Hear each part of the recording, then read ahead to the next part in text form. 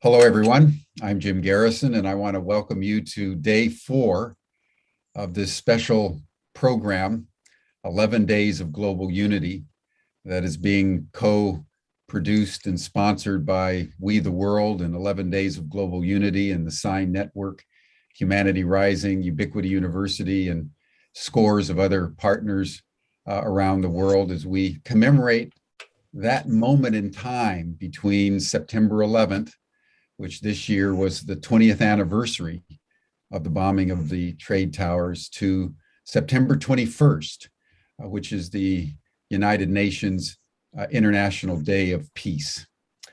Yesterday, we contemplated and celebrated those working in environmental areas. Today, we're going to be exploring economic justice. As it turned out, the BBC last night released a report by Global Witness, where they said that in 2020, the world experienced 227 murders of those involved in environmental and economic justice related issues. 227, which was a record, following on another record in 2019. There have been 4 murders a week of those involved in working for environmental or economic justice since 2015, according to Global Witness. The highest country is Colombia in Latin America, followed by Brazil, Nigeria, Peru, and the Philippines. So as we begin our 11 days of contemplation here around economic justice issues, let us pause in our hearts for those who have given their lives to secure environmental and land resource and economic justice amongst us. Because we are in those kinds of contradictions. The spirit of 9/11 is still reverberating around the world. There's still economic exploitation. There's still the savaging of environmental activists. And 1/3 of all those murdered are indigenous people. So they are on the front lines. Because as you all know, much of the mineral wealth is in the rainforest or on indigenous lands. And as they fight to preserve those lands, they're paying a very high price. So let us pause. Let us open our hearts today. Let us center ourselves in our heartbeat. Let's close our eyes. And for the next minute or two, as we align our hearts with each other, let us give thanks for all those who so courageously have sought to preserve the environment and land and economic justice, and have given their lives for this cause.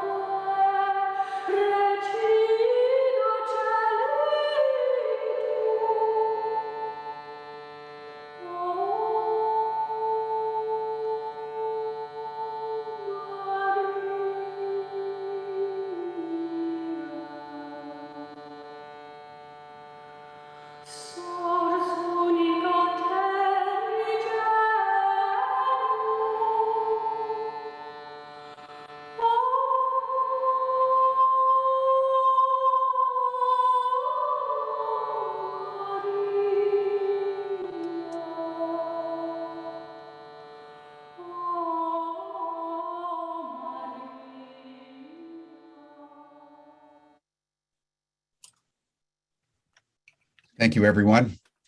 Now, with an open heart and a heart full of gratitude and love for each and every one of you joining our session today, I would now like to turn the program over to my good friend and colleague, Rick Olfig, who is the co-founder of 11 Days of Global Unity and also We the World.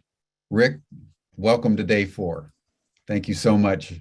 Thank you, Jim. And this is so great. What an adventure we're on, right? With all of these, Indeed.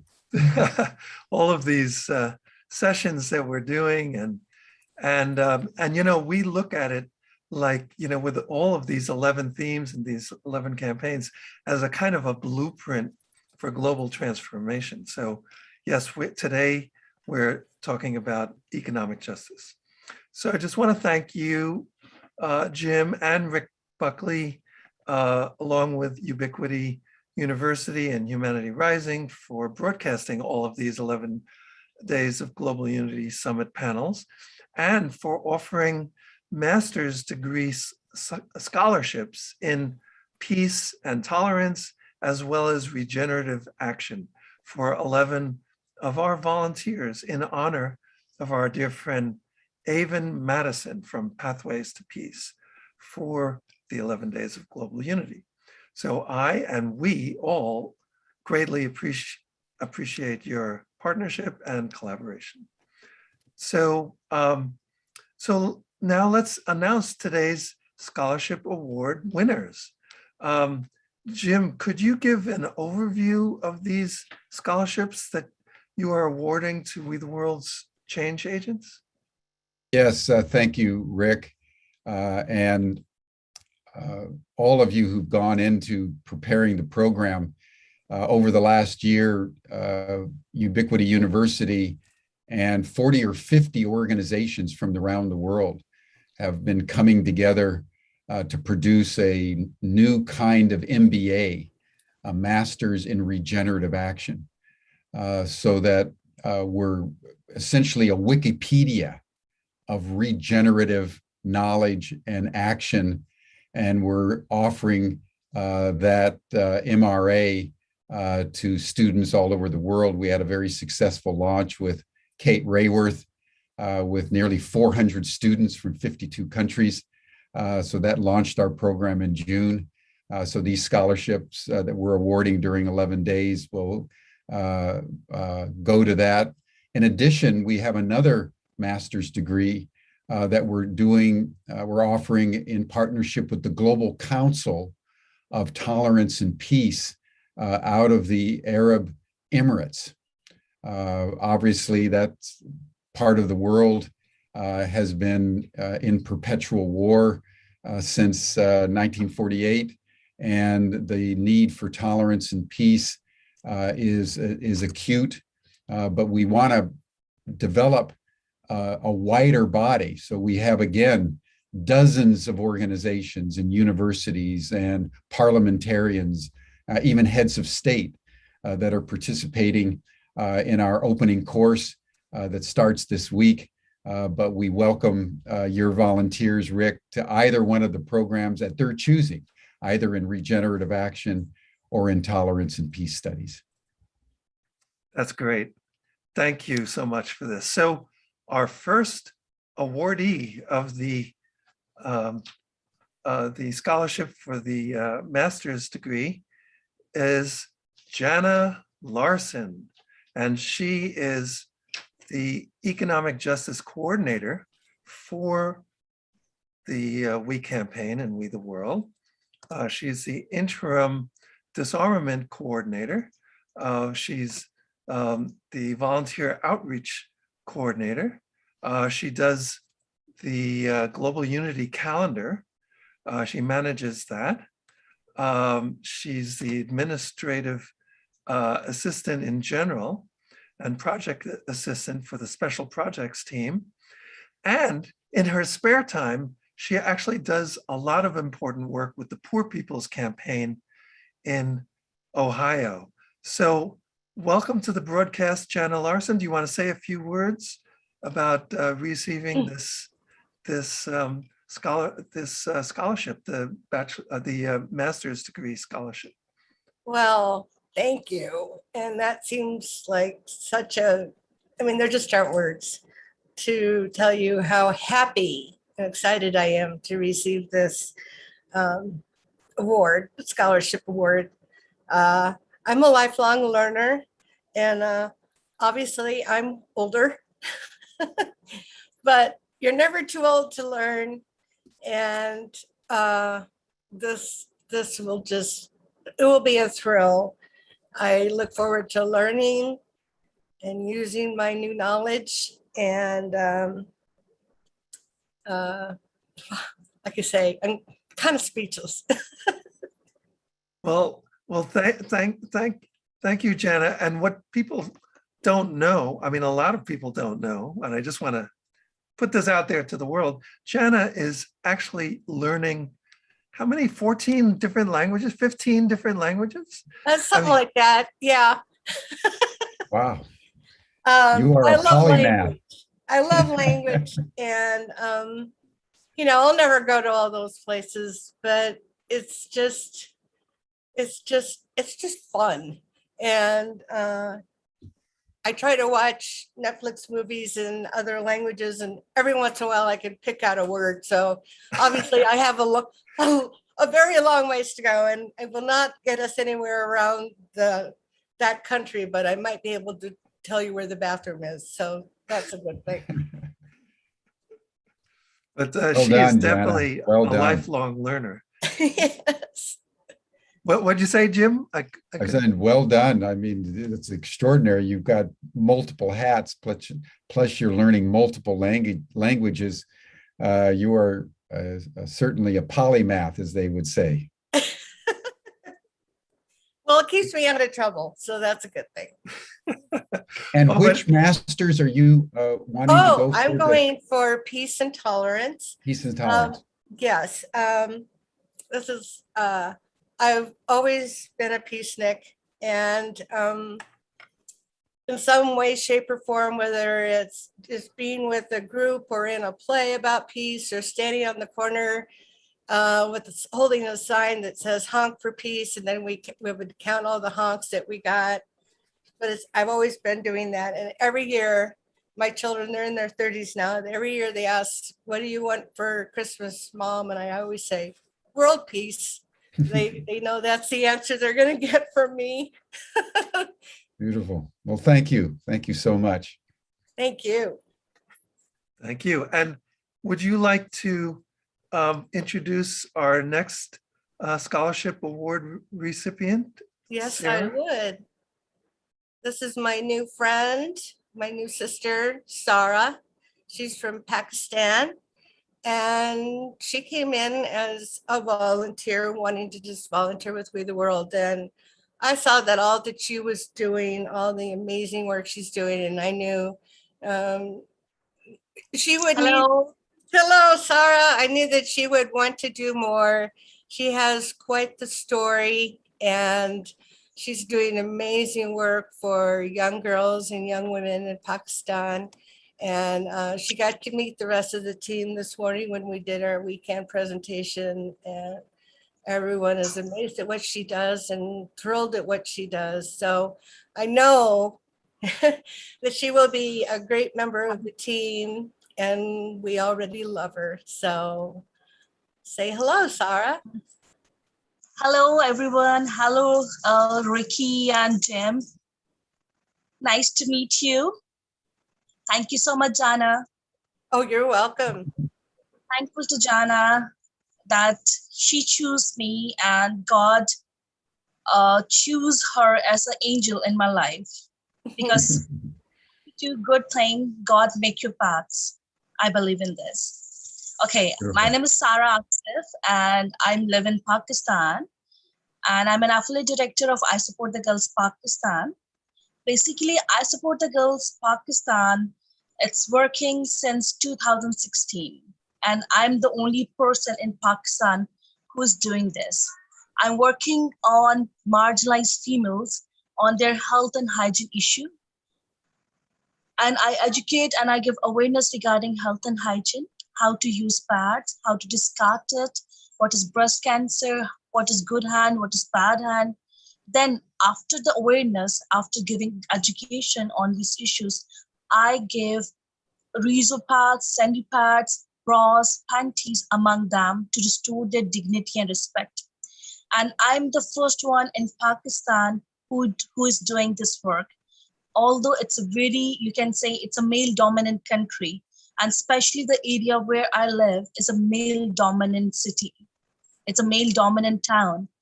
And why I have started this work, the whole story. When I was in my teenage, when I got my first periods, I don't have pad to bleed. My mother's supposed to give me an unhygienic cloth to put. And I put it, and then my mother used to wash it, and I reuse it in the next few months. And the same story is with me with the bra and the underwear. I use for one single private thing for 5 to 6 months. And that's why I have started this work, because here in Pakistan, to do all these things is very difficult, because if I go to the market, I can't go alone. I have to take my husband, I have to take my mother with me, and I have to cover my face as well, my whole body as well with dupatta. This is dupatta. So no male person can see me what I'm going to buy.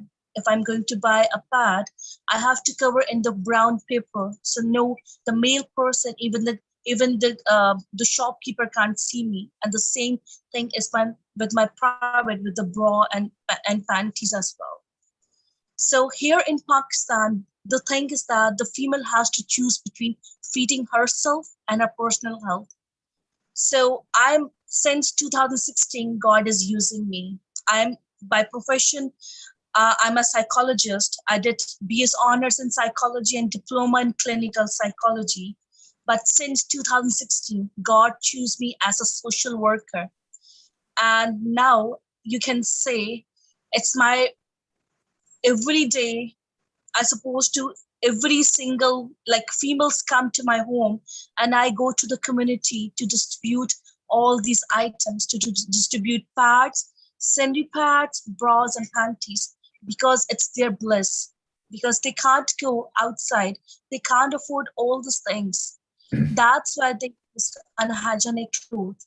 And I am the blessing for my community.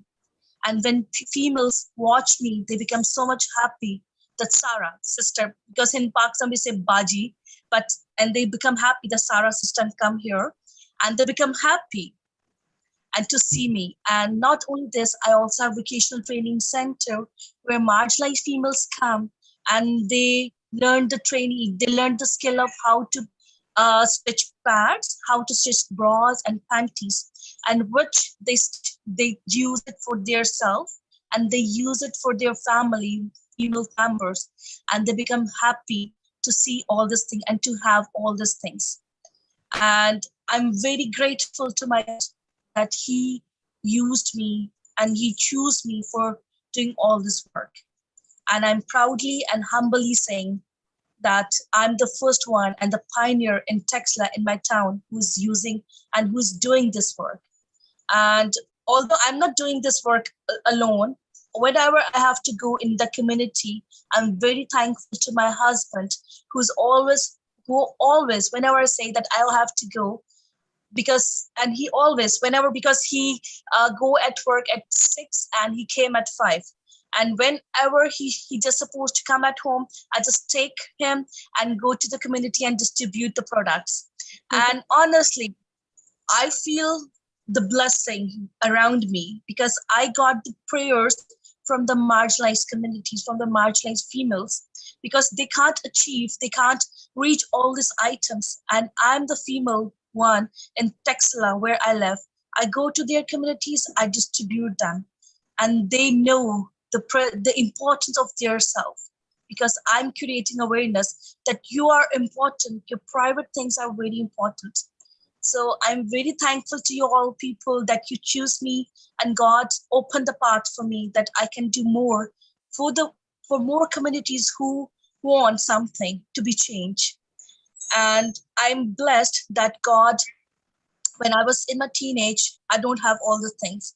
And I'm blessed that I don't have all these things. And today I'm here for these females who don't have anything, because when I was in my teenage, there's no one who can support me and give awareness regarding all these things. And now I'm here for these women who can teach them. Because not only communities, or also the schools where marginalized teachers, where marginalized students come. I also come to the blind, where blind students, blind girls come, and they become happy. Wow, a girl is doing this work in Texla in Pakistan. And I'm very blessed and so much happy that what I'm doing. And I'm humbled and so much proud that what I'm doing. Thank you so much. Thank you, Jana. And thank you all the team. You're welcome. Thank you, Sarah. What an extraordinary woman you are, and the courage in that culture to do what you're doing. We salute you, and we are honored to be able to provide you a full scholarship to do this master's program in tolerance and peace. So thank you. I'd love to meet you and maybe have you do a whole session on Humanity Rising, just to tell people about what it's like to be a woman in Pakistan, and the kind of work that you're doing. It's exemplary. That I can do all these things, because when I was in my teenage and I was studying, I was not that type of girl that can speak a single word of English or Urdu. I was a very shy person. And now how I'm doing, and I'm changing the female life. It's incredible for me as well to serve this. Beautiful. Thank you so much. Thank you, Sarah. Yes, thank you. Okay. So, so let's continue on now, and just to give a kind of context to everything. My name is Rick Ulfik, and I'm the founder of We the World and the We campaign at We.net. I'm the co-creator of 11 Days of Global Unity with my dear friend Troy Lush.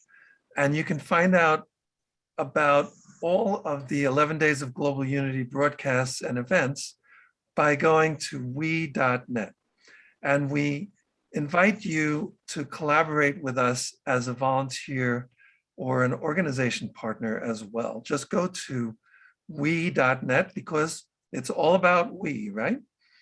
So today, on our Day for Economic Justice, as you've been hearing, you've met some of the folks that have received the scholarship, but we're also, this day is about giving a tribute to all of the change makers working on We the World's campaign for the environment. And so we heard from Jana, we heard from, I'm sorry, I didn't mean environment. We the World's campaign for economic justice, we're giving the tribute to. And so we've heard from Jana a bit, and Sarah. So let's go to Jack Strasburg, who is the coordinator, one of the coordinators, along with Jana, for We the World's campaign for economic justice. So Jack Strasburg was a Tucson Peace Center board member for 30 years. He was instrumental in organizing the first Indigenous-run certified permaculture teaching team in the Western Hemisphere. He was a founding member of his local, state, and national Green parties, and served on the National Green Council for 4 years. And he actually ran twice for public office. And so, Jack, my question to you is, what has motivated you to do this important work, especially regarding economic justice that you've been doing? And you are muted. The four most used words during the COVID, you are on mute. All right, well, I'm gonna make just a couple of quick comments first. One is Jana Larson says that all the things she does keeps her out of trouble. I don't think there's anything that can keep Jana out of trouble. So I think she exaggerated a bit. And the other thing is, and I think Matt put that up on the chat as well, that the scholarship that you gave to Sarah, I mean, that is really beautiful, because that's exactly where something like that needs to go. So what got me into this? And it's hard for me to remember, because I've been into this for a long time. I first started what I call my New Paradigm Project back in 1974. So I guess you could say that I have always been interested in a world that works for all. I remember my mom, when we were little kids, me and my sister, she was always, had to, if we got something good like chocolate milk or whatever, she had to be real careful that she made it exactly even for both of us. So like fairness and equality has been something I have grown up with.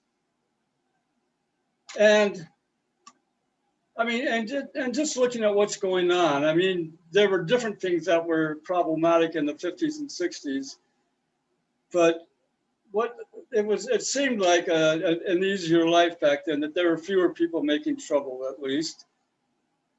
And what's going on today in this world is really pretty outrageous. And I think Steve Farrell of Humanity's team mentioned that business has passed religion, and did some time ago, as the most powerful institution in the world. And I think he has a point there. And I guess what I'm looking at is that it's Unity, 11 Days of Unity, of course, is hosted by We the World. And the mission statement kind of focuses around creating a world that works for all. And so I guess what I'm looking at as far as economics is concerned, and my interest in it, is that I just don't see how you could possibly have a world that works with all without an economy that works with all. And if you look at what's going on, it's the current economy in the US and around the world for that matter, and of course the US economy influences around the world, it's doing an outrageously inadequate job of doing that. So what we need to be doing, I think, or what I'm focused on, is figuring out how we create an alternative to the economy that's out there now. And the focus for doing that is to support the people that are already out there and on the ground doing that. And a good way to do that, and well, I guess what I want to say is that all of these groups can use a lot of investment income. And a lot of that investment income, capital investment, comes in the form of grants and loans and donations, perhaps. But most of us, there's some of us in the movement that can do that, can afford that, and that's a good thing, obviously. But most of us can't. But what most of us do is we spend tens of thousands of dollars a year on goods and services, on needs and desires that we have. And that's our wealth. Now, if handled properly, that could also be our investment wealth. And the obvious way to do that, of course, is to patronize people on the ground who are out there trying to build businesses that are conscious and ethical, and trying to replace and give an option to, the way I like to put it, to what's going on there now that's not working well at all for a lot of people. So how do we really do that? How do we get this wealth that we spend on goods and services into the businesses that need it. And I guess what I'm getting at is that we don't really do it that well. I mean, most people that are in the movement for a better world definitely believe that it is a good thing to support and patronize ethical and conscious businesses. And we do it when it's easy, when it's convenient, when we think of it, but we don't do it in a focused and consistent way.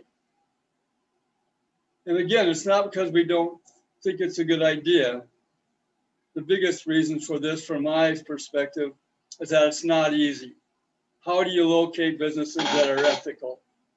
How do you tell who's who, who's faking it, who's greenwashing, so to speak, and who isn't? So what we have is we have a lot of people who would like to invest with or like to spend their money with businesses that are ethical. And we have ethical businesses that need the money. So the reason they don't do it is because it's inconvenient. So I guess what I'm getting at, the niche for my project with We the World Economic Justice Group, is to make it easier. If we make it easier and more convenient to do that, well, a lot more people are going to do it. I mean, I think that's a pretty obvious thing. But it's a lot of work too. We got to do a lot of research. We got to do a lot of outreach. And we have to, build up databases and various things. But since Rick is here, I'm going to add this part of the story, because at one point we were talking about, and he's heard this before, but the rest of you haven't, I guess. When we're talking about my project that I wanted to do, an economic project that was going to bring about, growing and helping businesses out and ethical investment, he says, wow, let's revive the We store. And that was just a huge weight off my shoulders, thinking about all the research and all the databases and all the outreach. I mean, it's just tons of stuff. And we'll still have to do a fair amount of that. But having a store, an online store, makes it so much easier to do this. And it makes it very, very easy and convenient for people who want to shop ethically to do that. And I want to add that if we really need to do that in a very, very focused and committed way, because if we don't do it in a very organized, coordinated way, it's really not going to have a whole lot of impact. And I guess my overall thing is that the movement as a whole has to get a lot more organized and coordinated and collaborative. And it is working that way. We can do that. So anyway, I just wanted to put a plug in for the We store, because I think it's the single most important thing right now to get ethical buyers together with ethical businesses. And I'm going to take that back, because the buyers don't have to be ethical. We'll take their money and we'll put it on the ethical side of the ledger, and in return, give them good, friendly service. So that, I'm trying to think if there's something more I want to add to that, but basically, the project goes on, and the other thing, another major part of the project is we have to grow the ethical business network, because there's nowhere near enough ethical businesses out there to serve the need that we have and the business that we're trying to engender, or the amount of business and ethical businesses that are necessary if we really want to have some impact on creating an economy that works for all. Yeah. And the other thing is, at some point down the line, we want to put together a trademark or a brand name, so that when we build a reputation for being very, very reliable, like how many times we've thought about, I need a mechanic, I need an engineer, I need an electrician, lawyer, whatever, and shuddered at the thought, because you really don't know whether you're going to find somebody who's going to treat you right. And we want to create a situation where if you need something like that, or whatever you need, there is a incentive to spend a little time looking for the trademark, our trademark and our brand name, so that you know you're going to be treated like family. Exactly. And also with such a brand or a trademark, it could be a symbol of making sure that the product or service is done with the common good in mind, you know? So we and the common good, right? So this way, you know that a company that has that on it is, you know, their supply chains are not sweatshops, for example, and you know all of those kinds of things. You know, it would be a, I think that's such a great idea. And we'll come back to you, Jack, later because we have another panel coming up, and maybe we can talk about a little preview of that with Hazel Henderson. And you might get a little repetition there, but it'll be a little different too. Okay, so well, thank you. Yes. Well, thank you, Jack. This is great. And we have also with us Angelina Habayatsi. And I may be mispronouncing your name, but we'll find out in a moment. But Angelina is in Botswana and has been running our We the World's branch in Botswana for, I don't know, it's going on 4 or 5 years now, right, Angelina? Yes, it's been 6 years. 6 years, a beautiful journey wow. with We the World. Yes. Isn't that something? That's 6 amazing. years in October, to be exact. Yeah. Wow, It's you've been a got it beautiful down, journey. right? That's Yes. great. So Thank you. So Angelina, you've been doing so much amazing work in Botswana, and recently you were awarded a grant for Yes. a project called Unleashing the African Potential. And so I want to ask you the same question that we've been asking everyone. You know, what has led you to do this kind of work that serves people and the planet? Okay, thank you for the opportunity to be here, to be sharing my journey with you in trying to empower humanity and working for the greater good. Because I believe that if we're all united and working towards a common goal and for trying to realign and reignite hope in communities, then there's no going wrong in that. So I've been with We the World for 6 years now. It's been a great and beautiful journey. Almost every year we were trying to work on either one of the themes, and we've been doing great. We've had Earth Day March. I've been a part of the 100-day countdown with the UN International Day of Peace. Yes.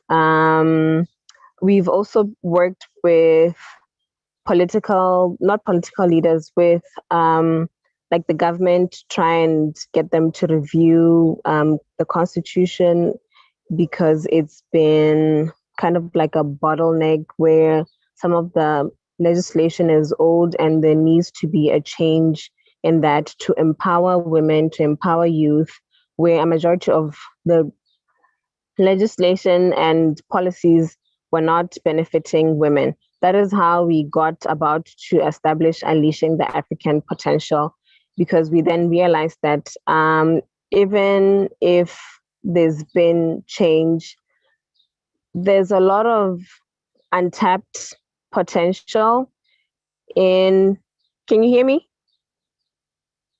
Okay. There's a lot of untapped potential, especially with rural and remote communities, and there's a lot of fear. We work with women and youth who feel they don't belong in certain aspects of the community, be it the business world, be it in any other area. because of the culture here in my country. It's more leaning on toxic masculinity, where a woman is not allowed to do certain things without the permission of the husband.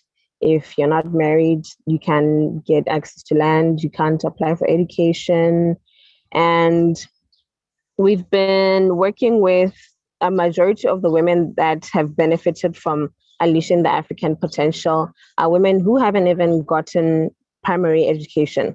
Primary education would be elementary, your grade 1 in the US. And they don't feel that they have a place outside of the home because it's been conditioned that your place is home, you have to take care of the kids, you have to take care of the husband. And if you even dare think of dreaming of being your own person, it's something that's shunned upon in the community. It's something that's looked down on, that it's very discouraging if you would even try to attempt to do anything. So we're working on reigniting the hope in the youth and the women in the rural communities to offer them the opportunity of partaking and imparting the skills and the knowledge on how to upscale them to move away from the consciousness to unity. We have a 12-week body, mind, and soul program. It's Unleashing the African Potential is a 3-part series. It's a 12-week body, mind, and soul where we're trying to recondition the thinking and build their self-esteem and the confidence. Then we also provide financial literacy as best as we can, because English is not really their stronghold, so that they can be able to start and run a successful enterprise. Then we also offer them the opportunity to practice their skills through a community garden. Growing up, I would like to think that I was always fortunate to have access to education, to have a supportive family, but it only ended within my nuclear family. And my extended family, my cousins, didn't have the same kind of opportunity that I had. And it would always pain my heart when I was trying to explain something that, no, this is what you can do to get access to this and that. And the conversation would just end there. And because there's that barrier that from this point on, how am I going to get to the next level without the support of my family, without the support of my community? I can't really go as far as anybody else can go. And for me as well to be here, to be doing this work in Botswana, I'm one of the few females who has, I'll say, the guts or has the courage, yes, to stand up to the leaders, to knock on doors and say, this is what we're doing. We have people that we have left behind.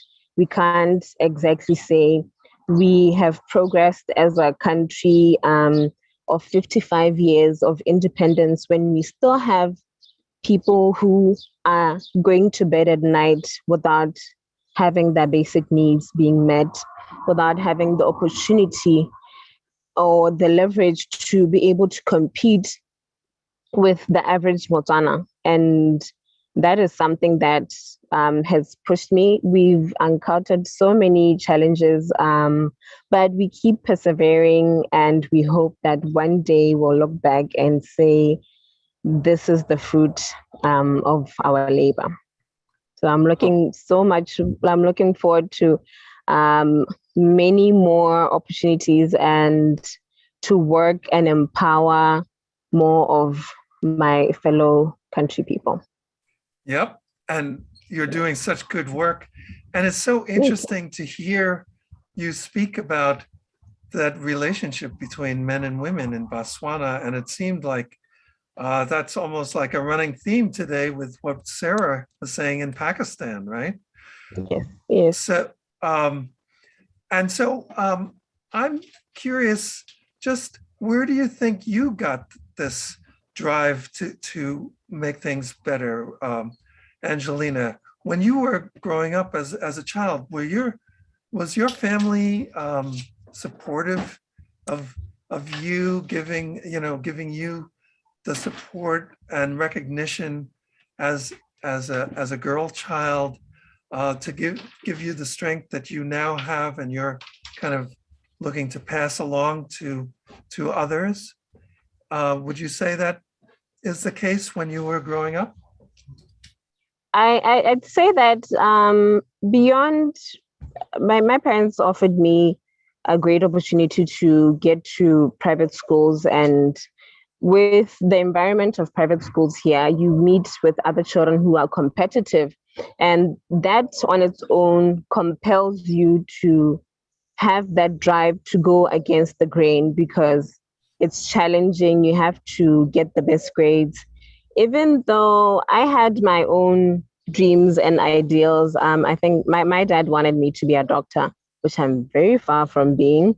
So he was a bit disappointed with me wanting to be a social change agent, but a part of him has nurtured who I am, especially with him working with environment and agriculture. I think some of the things were because it was a culture shock for him as well. For my family, for my parents, it was a culture shock. Like I was saying, it's deeply ingrained in them that you go to school, get your degree, and go to work, and anything else is just playing games.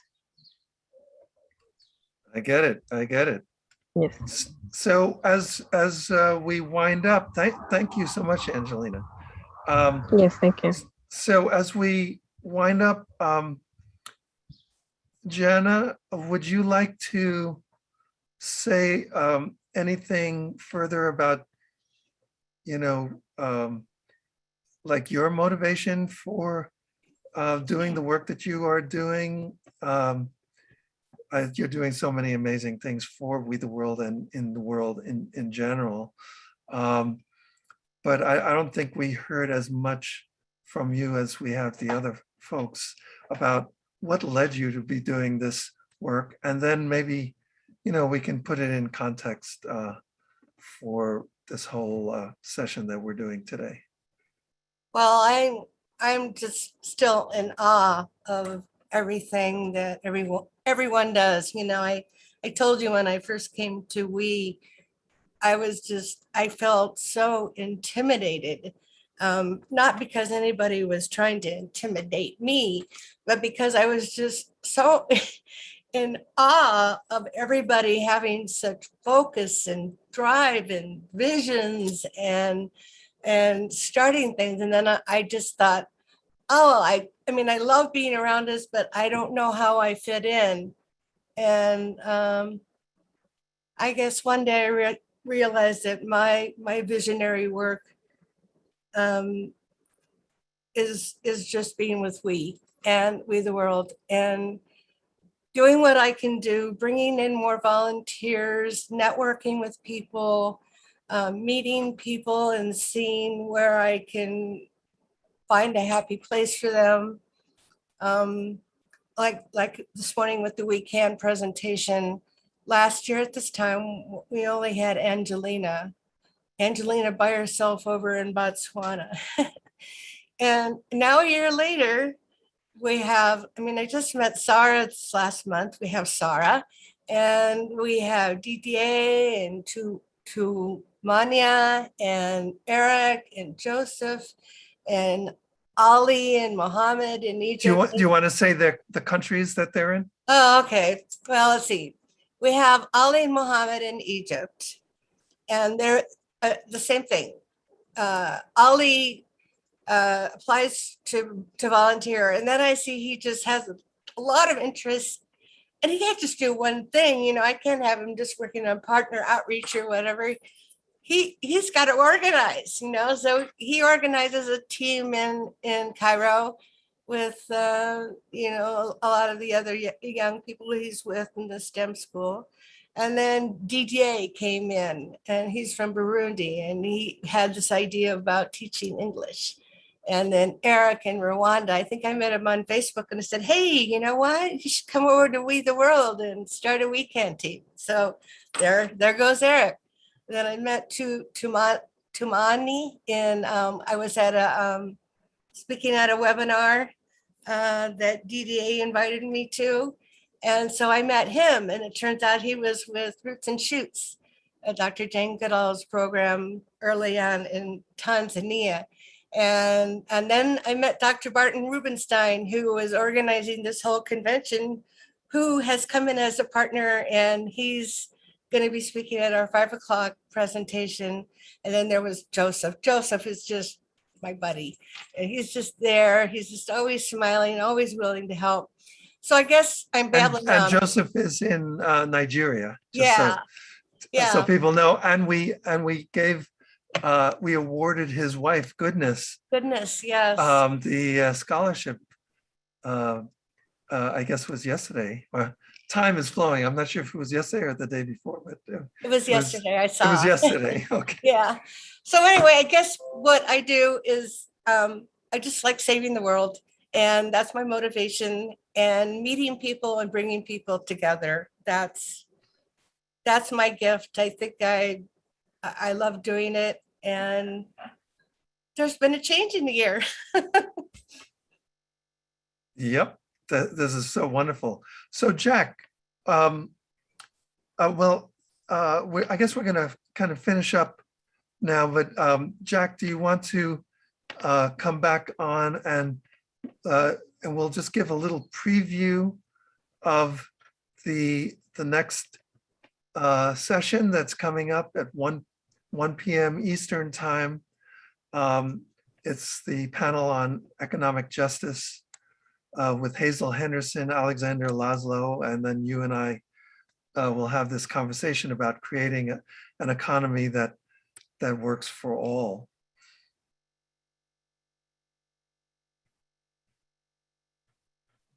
Well, then, actually, Rick, if you wouldn't mind, because I think you could actually do a better job of telling us what that is going to be about. okay. Yeah, no problem.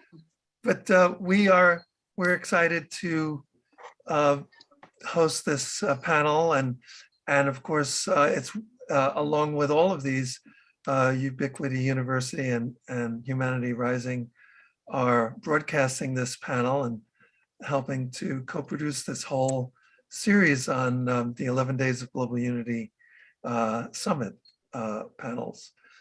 So this particular panel is, as I mentioned, about how we can create an economy that works for all. And Hazel Henderson is known as a futurist and an evolutionary economist.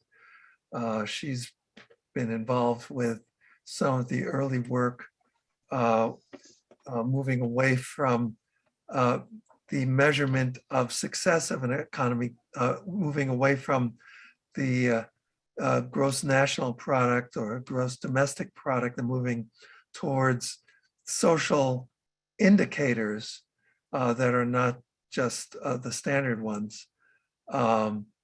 So anyway, it's going to be a very exciting conversation. And I guess to finish things up in general, I want to invite back Jim Garrison to kind of give us the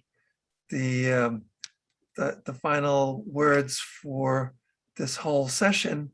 And thank you again, Jim, and all of your work, along with Rick Buckley and Matt Robertson and everyone working with Humanity Rising, Ubiquity University. You've been wonderful partners with this whole thing. So why don't you kind of give your bookend to this whole session today? Thank you.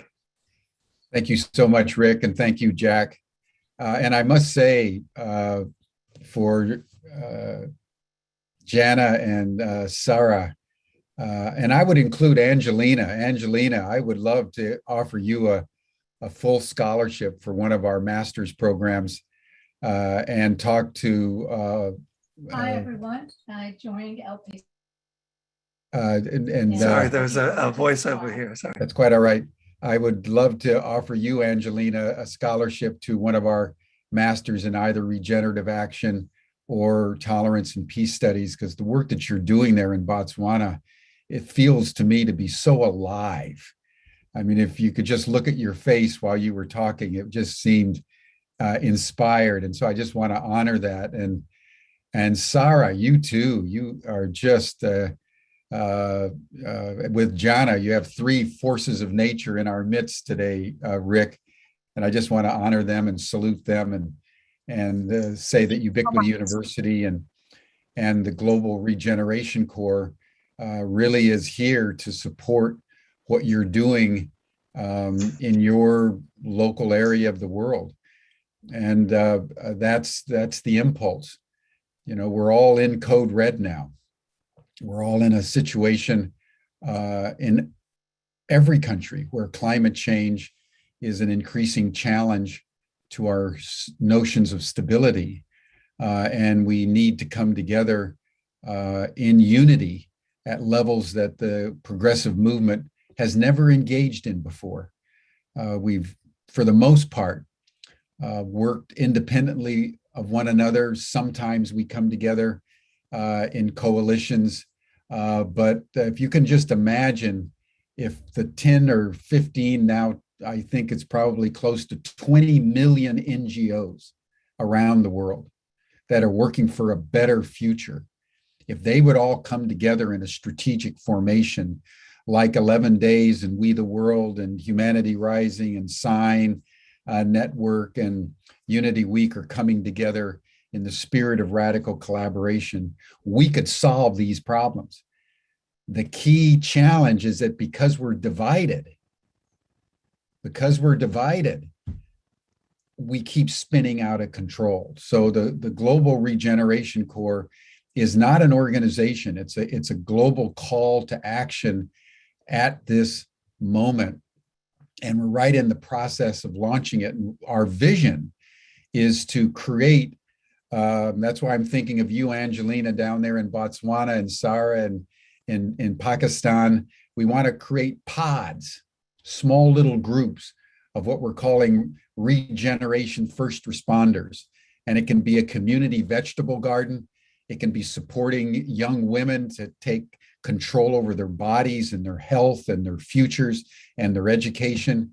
But the key to the Regeneration Corps is they're all linked together in an Indra's net. If you know the stories of Indra, the goddess out of the Hindu pantheon, she wove a net of light that binds the whole universe together.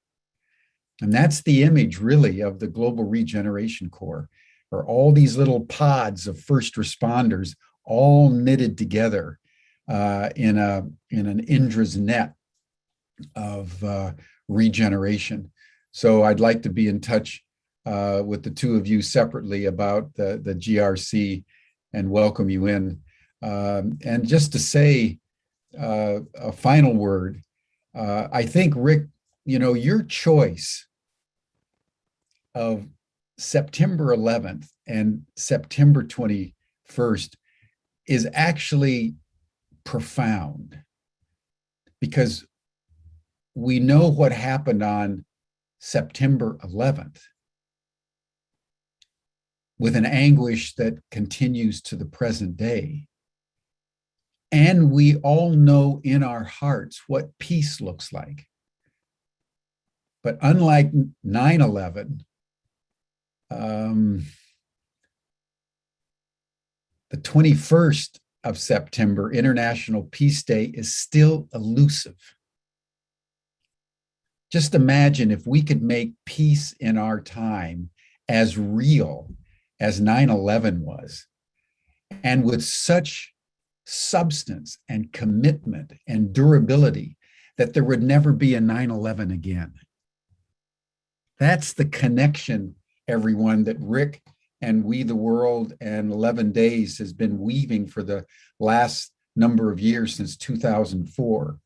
It's a call to action to leave the bombing and the strife and the violence and the destruction behind. We're better than this. As human beings, we're better than this. And what peace means in a proactive way that brings harmony out of strife and unity out of division is really the task of our time. And that's embedded in the Global Regeneration Corps. We want to see peace and climate in some ways as two sides of the same coin, so that the training of all the regeneration first responders is not only how to act in the world with impact, but how to develop your own personal self-mastery around peacefulness and resilience and wisdom, so that as you act in the world, the impact you have is done in a spirit of peace. So there's so many aspects of this that we'll be exploring. And that's why I love, Rick, this whole notion of 11 days. It gives you time to develop thematically the different themes and, bring in facts like I brought in this morning that just came in from a Global Witness about the people who sacrificed their lives for these noble causes. That should inspire us all. So, Rick, thank you. Sarah, Angelina, thank you so much. Jana, you're forces of nature, and it's an honor to know you and to bequeath scholarships to you and to walk by your side. So that'll wrap it up for us today, everyone, on day 4 of 11 days of global unity. And tomorrow we'll be back with day 5, same time, same station. Thank you all. Bye for now. Thank you, Jim. Thank you, everyone.